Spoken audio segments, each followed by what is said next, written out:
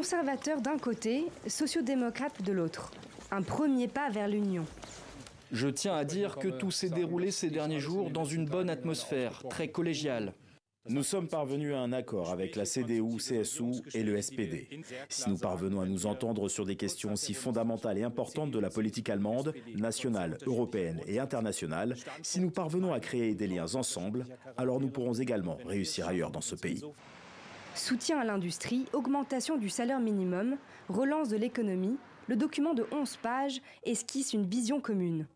Un grand pas en avant pour Friedrich Merz, probable futur chancelier allemand, qui ambitionne de rompre avec 80 ans d'histoire en matière de défense, de réduire sa dépendance vis-à-vis des États-Unis et de chambouler sa politique budgétaire. Jusqu'ici, le sujet migratoire divisait le SPD et la CDU-CSU.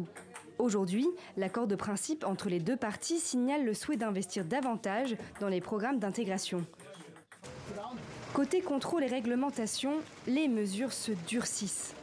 Réforme du regroupement familial, expulsion, gel des procédures d'asile, refoulement aux frontières même pour les demandeurs d'asile, une politique très restrictive qui viserait, selon l'ancien rival d'Angela Merkel, à freiner l'essor du parti d'extrême droite, arrivé en deuxième position lors des élections législatives.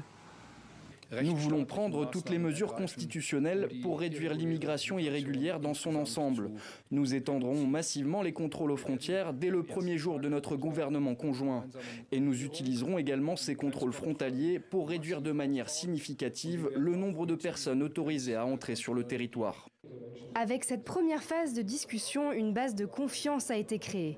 Désormais, le travail sur l'accord de coalition commence. Cette semaine débutent les négociations détaillées qui pourraient conduire d'ici fin avril à un contrat de coalition.